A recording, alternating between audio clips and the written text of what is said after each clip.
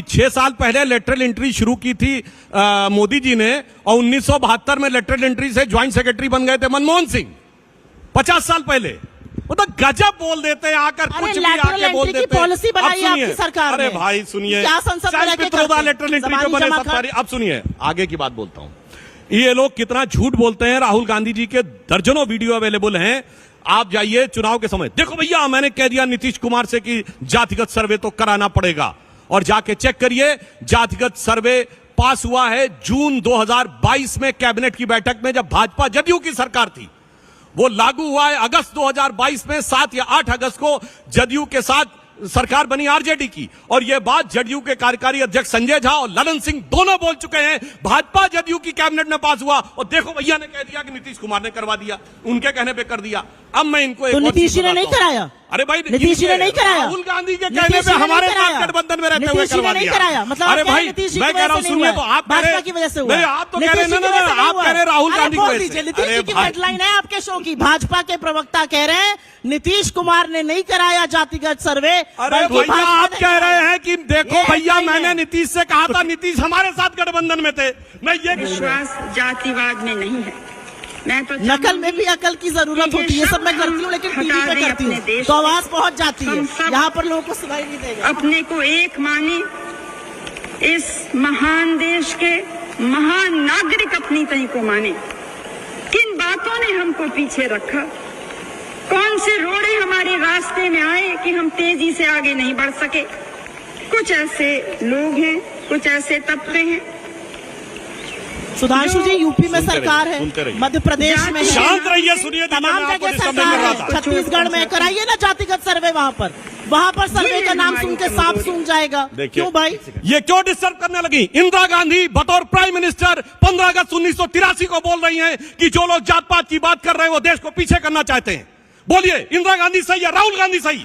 इंदिरा गांधी के जमाने में नारा होता था जात पे न पात पे, इंदिरा जी की बात, इसलिए आपने डिस्टर्ब किया, मुझे पता है। और ये मैं वीडियो आपको दे दूंगा, ये लाल किले की प्राचीर से बोला गया बयान है। एक दौर में नारा होता था, सुनिए, ये जातिगत जनगणना रुकवाई किसने? नेहरू ने, क्योंकि अंग्रेजों के जमाने तक तो होती थी।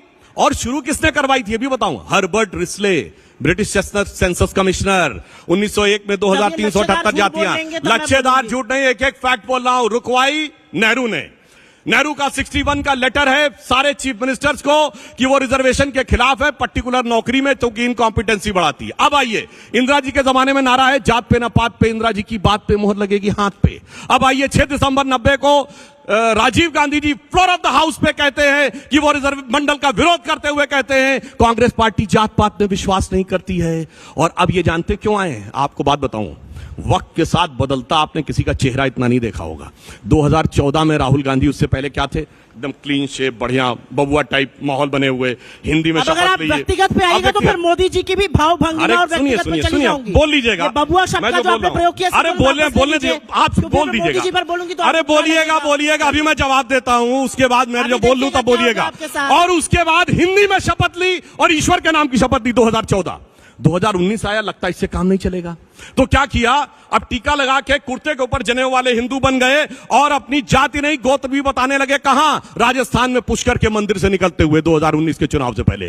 फिर लगा इससे भी काम नहीं बन रहा। अब 2024 में अब वो जनेऊ कुर्ता छोड़ दिया, कार्ल मार्क्स की तरह दाढ़ी बना के, हाफ टी शर्ट पहन के, अब हिंदी की बजाय अंग्रेजी में शपथ, ईश्वर की बजाय सोलमनी अफर्म। मैं पूछता हूं 2014 में ईश्वर के नाम की शपथ, 2024 में ईश्वर के नाम की शपथ क्यों नहीं ली? और फिर संसद में खड़े होकर भगवान की फोटो दिखाते हैं। इतना बदलता हुआ इंसान आपने 10 साल के अंदर कोई भारत की राजनीति में नहीं देखा होगा जितना ये। जब मैं मुख्यमंत्री रहूंगा तो मैं जीएसटी का पुरजोर विरोध करूंगा, लिख लिख के विरोध करूंगा, और प्रधानमंत्री बनकर जीएसटी का आर्किटेक्ट मैं ही बन जाऊंगा, नरेंद्र मोदी।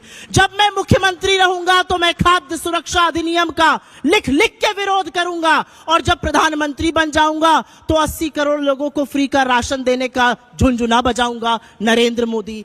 जब मैं आजादी के आंदोलन में नहीं रहूंगा तो मैं मुखबिरी करूंगा, ब्रिटिशर्स को लिखूंगा इसका दमन करो। दमन करो कैसे? यहां पर भारत छोड़ो आंदोलन का, नहीं तो बहुत बढ़ जाएगा, फिर मैं अपने आप को राष्ट्रभक्त घोषित कर दूंगा।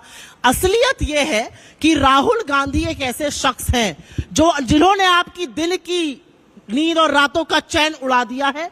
और असलियत यह है कि आपको समझ में नहीं आ रहा है कि उनके उठाए मुद्दों से कैसे निपटे। राहुल गांधी टी शर्ट पहने, क्लीन शेव रहे, दाढ़ी रहे, इस पर ज्यादा चिंतित है भारतीय जनता पार्टी।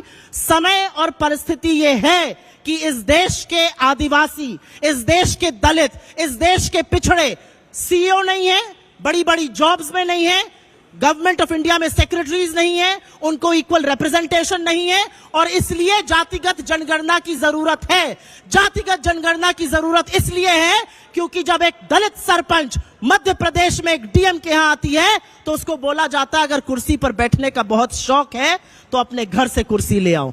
78 साल हमने आजादी के मनाए हैं और एक दलित सरपंच औरत को यह बोला जाता है कुर्सी पर बैठने का शौक है तो ये लेकर आओ। ये सवर्ण नहीं समझेगा, ये आप में से अधिकांश लोग नहीं समझेंगे, ये सुधांशु जी नहीं समझेंगे, लेकिन एक ये दलित, एक आदिवासी और एक शोषित वंचित समाज का व्यक्ति समझेगा। इसलिए जातिगत जनगणना की जरूरत